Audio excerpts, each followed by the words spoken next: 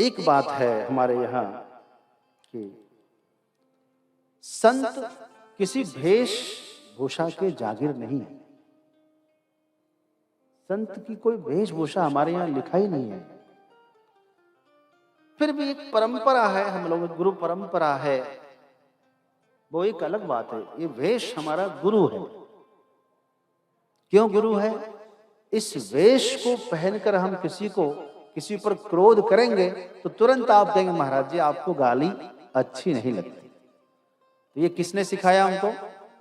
आपने नहीं सिखाया, इस वेश भगवान ने सिखाया। इसीलिए हम वेश पहनते हैं।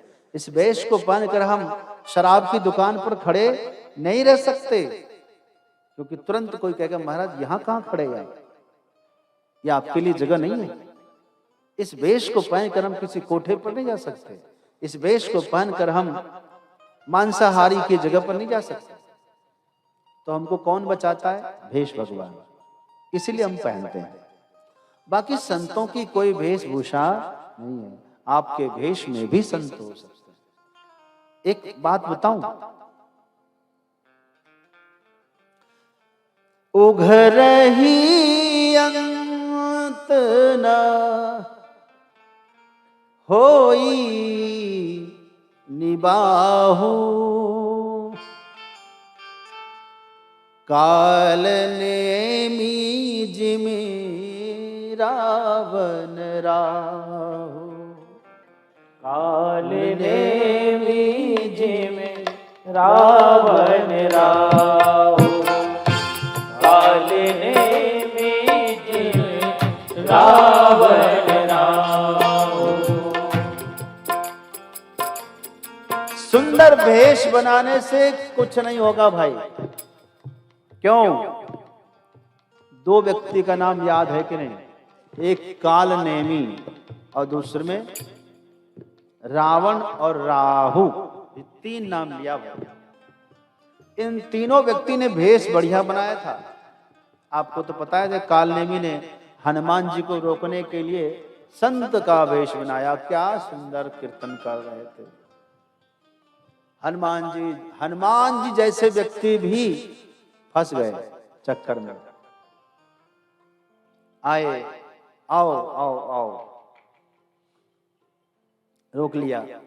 बोले कि मैं राम कथा सुनाऊंगा। हनुमान जी पहले थोड़ी देर कथा सुन लो। नियम है, कथा कहीं चल रही हो तो जाते इसमें कम से कम एक क्षण पहले रुक जाओ।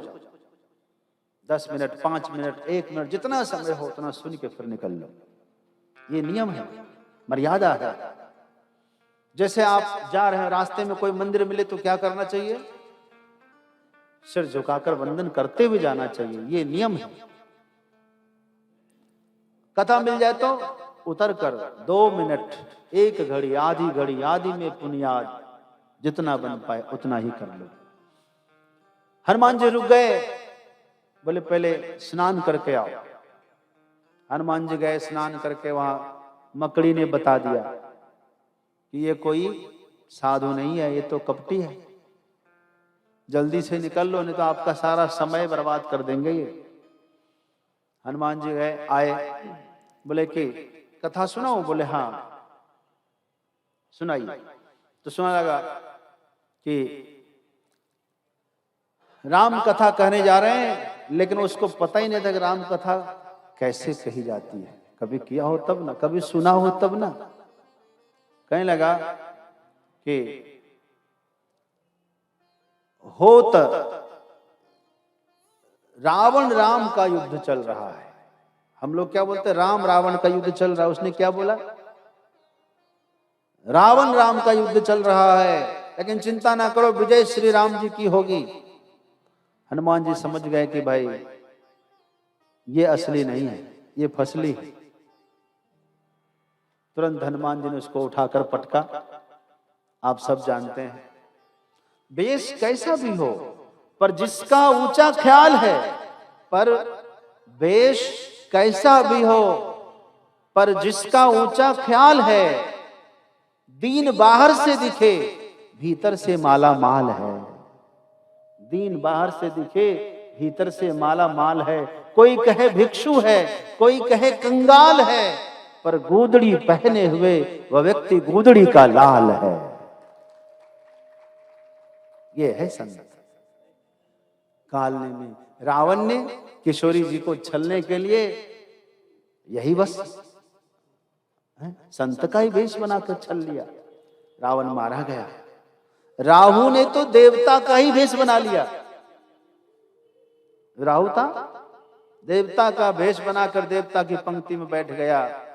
देवता बनना और देवता होना बहुत अंतर है भाई।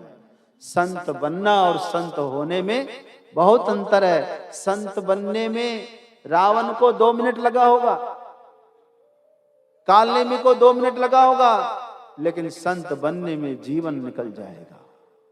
दोनों फर्क है। लेकिन आप समझिए कि संत बनाने पर भी इन तीनों का कल्याण नहीं हुआ, और संत के भेष के बिना भी आज पूरी दुनिया पूज रही 2 व्यक्ति को। किया कुबेश साधु सन्मानो,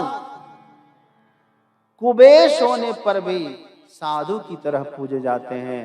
कौन कौन? जामवंत और हनुमानु। जामवंत जी का भेष कैसा है, लेकिन जगत वंदन करते हैं कि नहीं करते? हनुमान जी का भेष कैसा है, लेकिन जगत वंदना करता है उसकी। जिमि जग जामवंत हनुमानु।